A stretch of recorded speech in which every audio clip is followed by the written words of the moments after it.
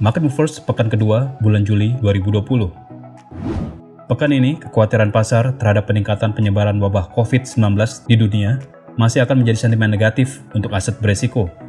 Tapi di sisi lain, potensi pemulihan ekonomi karena dibukanya kembali perekonomian bisa menjadi sentimen positif.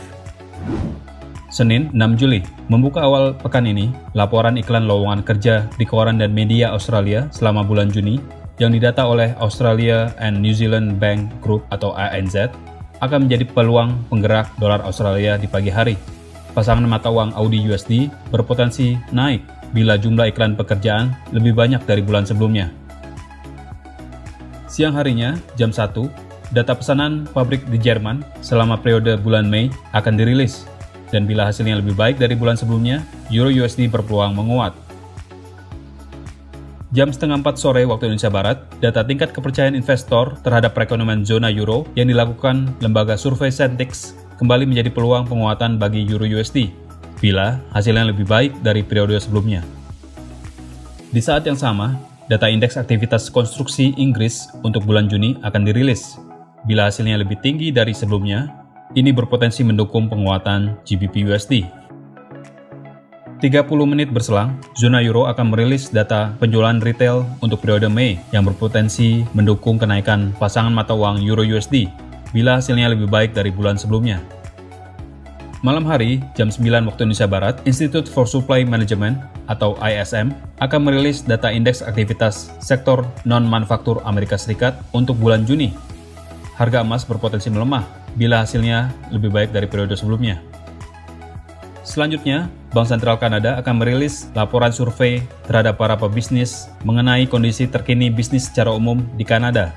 Bila survei tersebut bernada dovish atau pesimis, USD CAD berpotensi naik karena pelemahan dolar Kanada. Selasa, 7 Juli. Di awal sesi perdagangan hari Selasa ini, data tingkat belanja rumah tangga Jepang untuk periode Mei akan dirilis. Konsumsi merupakan indikator penting ekonomi Jepang. Bila data tersebut masih menunjukkan hasil yang lebih baik, mata uang yen berpeluang menguat dan menekan turun USD JPY. Selanjutnya, event yang ditunggu untuk perdagangan dolar Australia yaitu pengumuman tingkat suku bunga acuan terbaru dan pernyataan dari Bank Sentral Australia atau RBA akan menjadi fokus utama siang ini. RBA diekspektasikan tidak akan mengubah tingkat suku bunganya, tetap di 0,25%. Jika pernyataan RBA bernada positif atau hawkish terhadap prospek ekonomi Australia, pasangan mata uang AUD/USD berpotensi menguat. Jam 1 siang waktu Indonesia Barat, data produksi industri bulanan Jerman untuk periode Mei akan menjadi peluang penguatan Euro/USD bila hasilnya lebih baik dari bulan sebelumnya. Selanjutnya, Inggris akan merilis laporan indeks harga perumahan versi lembaga survei Halifax untuk periode Juni. Bila kembali terjadi penurunan harga rumah, ini berpeluang melemahkan pasangan mata uang GBP/USD. Dan di malam hari, Biro Statistik Buruh Amerika Serikat akan merilis data jumlah lowongan pekerjaan baru di luar industri pertanian untuk periode bulan Mei. Bila hasilnya lebih rendah dari periode sebelumnya, dolar Amerika Serikat mungkin melemah dan menopang harga emas naik. Rabu, 8 Juli. Laporan neraca berjalan Jepang untuk periode bulan Mei menjadi pembuka laporan ekonomi hari Rabu ini dengan peluang pelemahan pasangan mata uang USD JPY bila neraca berjalan menunjukkan surplus yang lebih tinggi dari periode sebelumnya. Sore harinya, jam 4 waktu Indonesia Barat, Komisi Eropa akan merilis perkiraan pertumbuhan ekonomi zona Euro untuk 2 tahun ke depan. Dan bila hasilnya bernada hawkish atau optimis, Euro/USD berpotensi menguat. Dan seperti biasa, setiap hari Rabu malam, laporan cadangan minyak mentah Amerika Serikat versi Energy Information Administration akan dirilis. Bila cadangan minyak mentah mengalami peningkatan dari pekan sebelumnya, harga minyak mentah berpotensi melemah. Kamis, 9 Juli. Pagi hari, laporan pesanan mesin-mesin di pabrikan Jepang di luar mesin untuk sektor perkapalan dan utility untuk periode Mei akan dirilis. Dan bila hasilnya lebih baik dari bulan sebelumnya, USD JPY berpotensi melemah karena penguatan yen. Selanjutnya, laporan survei tingkat kepercayaan bisnis Selandia Baru yang dirilis oleh Australia and New Zealand Bank Group atau ANZ bisa menjadi penggerak NZD/USD. Bila survei yang dirilis menunjukkan perbaikan, pasangan mata uang NZD/USD berpeluang naik. Jam setengah 9 pagi waktu Indonesia Barat, laporan indeks harga konsumen year-on-year Tiongkok untuk periode Juni akan dirilis. Data ini menjadi salah satu tolak ukur inflasi. Kenaikan inflasi menunjukkan kenaikan aktivitas ekonomi. Laporan ekonomi Tiongkok biasanya akan berimbas langsung pada pergerakan mata uang dolar Australia sebagai rekan dagang perdagangan utamanya. Bila hasil dari data tersebut lebih rendah dari periode sebelumnya, ini berpeluang menekan pasangan mata uang AUD/USD.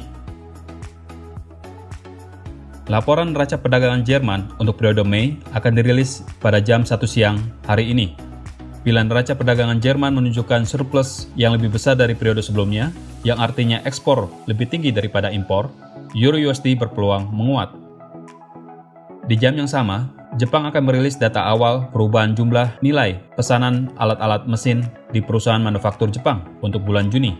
Bila hasilnya lebih baik dari ekspektasi, USD/JPY berpotensi turun karena penguatan yen.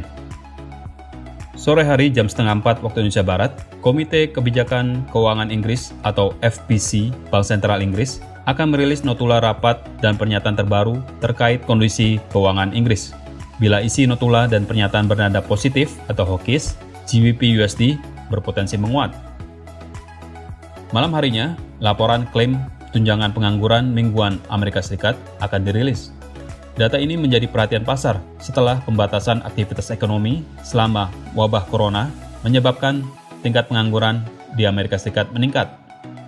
Bila data masih mengindikasikan kenaikan tingkat pengangguran, harga emas berpeluang meningkat karena pelemahan dolar Amerika Serikat. Jam 9 malam waktu Indonesia Barat, laporan perubahan jumlah nilai inventory di pusat-pusat grosir Amerika Serikat untuk periode Mei akan dirilis. Biasanya, penurunan inventory dinilai bagus untuk perekonomian Amerika Serikat, karena perusahaan akan aktif melakukan pembelian barang lagi. Bila demikian, dolar AS berpeluang menguat dan harga emas bisa turun. Jumat 10 Juli, malam hari, jam setengah 8 waktu Indonesia Barat, Kanada akan merilis laporan tenaga kerjanya untuk bulan Juni. Laporan perubahan jumlah orang yang dipekerjakan dan data tingkat pengangguran Kanada akan dirilis.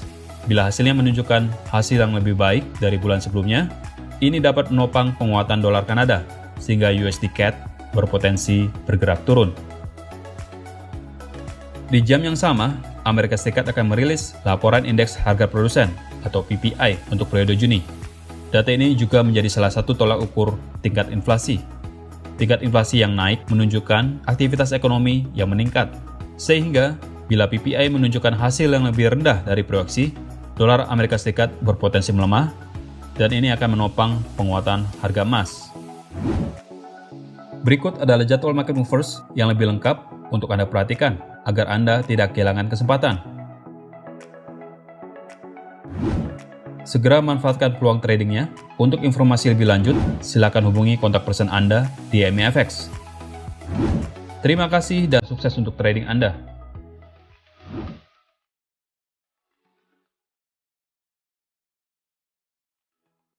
Nantikan Market Movers setiap minggu. Jangan lupa like dan subscribe untuk mendapatkan notifikasi pertama.